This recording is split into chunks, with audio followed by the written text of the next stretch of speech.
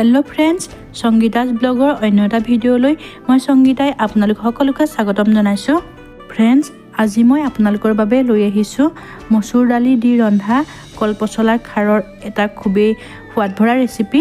আশা কৰিছো আপোনালোকে ভিডিঅ'টো নিশ্চয় ভাল পাব। তেতিয়া হলে আহকচোন फ्रेंड्स আজিৰ ভিডিঅ'টো আৰম্ভ কৰো। প্ৰথমতে আমাক লাগিব এটা পচলা আৰু পচলাটো বাৰীৰ পৰা কাটি আনি ভালদৰে ধুই পৰিষ্কাৰ কৰি লোৱা হৈছে। কলপচলাৰ খাৰ ৰান্ধিবৰ কাৰণে এয়া আটাইখিনি প্ৰয়োজনীয় সামগ্ৰী মই গোটাই লৈছো। আনফালে এয়া মায়ে কলপচলাটো মিহিকৈ কাটি আছে আৰু আজি মাৰ হাতৰ সোৱাদেৰে কলপচলাৰ খাৰ আঞ্জা আপোনালোকৰ সন্মুখলৈ লৈ আহিছো। আপোনালোকে ভিডিঅ'টো সম্পূৰ্ণকৈ চাব। কাটি লোৱাৰ পাছত মায়ে এটা গিলাচৰ সহায়ত এনেকৈ কলপচলাখিনি মিহি কৰি লৈছে। কলপচলাখিনি যিমানেই মিহি কৰি লোৱা হয় আঞ্জাখন খাবলৈও সিমানেই সোৱাদ ভৰা হয়।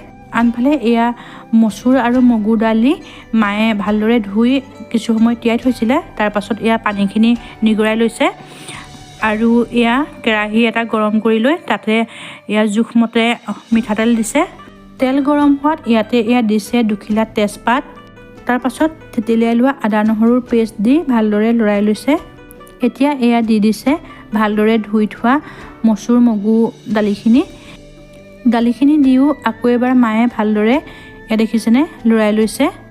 তাৰ পাছত দি দিছে মিহিকৈ কাটি থোৱা কলপচলাখিনি দিও আকৌ এবাৰ ভালদৰে লৰাই লৈছে। তাৰ পাছত এয়া দি দিছে জোখমতে নিমখ আৰু খাৰ আঞ্জাত আমি হালধি ব্যৱহাৰ নকৰোঁ, সেইকাৰণে আমি হালধি দিয়া নাই। আপোনালোকে যদি দিব বিচাৰে দিব পাৰে, কিন্তু আমি খাৰ আঞ্জাত কেতিয়াও হালধি ব্যৱহাৰ নকৰোঁ। তাৰ পাছত এতিয়া মায়ে ঢাকনিখন বন্ধ কৰি দিছে। কিছু সময়ৰ পাছত ঢাকনিখন খুলি এতিয়া মায়ে ইয়াতে দি দিছে ঘৰতে বনাই থোৱা কলখাৰ। 3 চামুচমানৰ জোখত কলখাৰ দি এতিয়া আকৌ এবাৰ ভালদৰে লৰাই লৈছে। তাৰ পাছত ভালদৰে সিজিবৰ কাৰণে ঢাকনিখন বন্ধ কৰি দিছে। এতিয়া মায়ে দি দিছে আগতে বইল কৰি থোৱা আলু। মায়ে এয়া 3টা আলু টুকুৰাকৈ কাটি বইল কৰি লৈছিলে।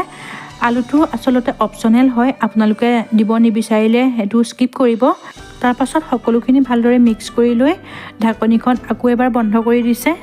তাৰ পাছত এয়া দি দিছে 2টা কেঁচা জলকীয়া আৰু এয়া দি দিছে আধা খুন্দা মান ধনিয়াৰ পাত আৰু ভালদৰে সকলোখিনি আকৌ এবাৰ মিক্স কৰি লৈছে।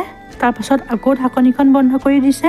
আলুখিনি যিহেতু আগতীয়াকৈ বইল কৰি থোৱাই আছিলে, এতিয়া পচলা আৰু দালি ভালদৰে সিজাৰ পাছত এতিয়া মায়ে জোখমতে গৰম পানী দি দিছে। গৰম পানী দি আকৌ ভালদৰে সিজিবৰ কাৰণে এতিয়া ঢাকনিখন বন্ধ কৰি দিছে। এবাৰ এয়া ঢাকনি খুলি চাইছোঁ। এয়া চাওকচোন ফ্ৰেণ্ডছ, আমাৰ মসুৰ মগু দালি দি ৰন্ধা কলপচলাৰ খাৰ আঞ্জা ধুনীয়াকৈ উতলি আছে। এইটো জোখতে এতিয়া আঞ্জা নমাই থ'ব পৰা হ'ব। ইয়াতকৈ আৰু বেছি ডাঠ বা পনীয়া নকৰোঁ, মানে এইটো জোখতেই খাৰ আঞ্জা খাই ভাল লাগে। এতিয়া একেবাৰে এটা বাতিত এয়া বাঢ়ি লৈছোঁ। গৰম গৰম জহা চাউলৰ ভাতৰ সৈতে খাবৰ কাৰণে আমাৰ মসুৰ মগু দালি দি ৰন্ধা কলপচলাৰ খাৰ ৰেডি হৈ গৈছে। আপোনালোকেও এইটো পদ্ধতিত ৰান্ধি এবাৰ খাই চাবচোন, খাবলৈ সঁচাকৈ খুবেই টেষ্টি হয়। মোৰ আজিৰ ভিডিঅ'টো চাই ভাল লাগিলে প্লিজ লাইক কমেণ্ট আৰু শ্বেয়াৰ কৰিব, লগতে চেনেলটো ছাবস্ক্ৰাইব কৰি থ'ব। তেতিয়াহ'লে আজিলৈ এৰিছোঁ দেই, বাই।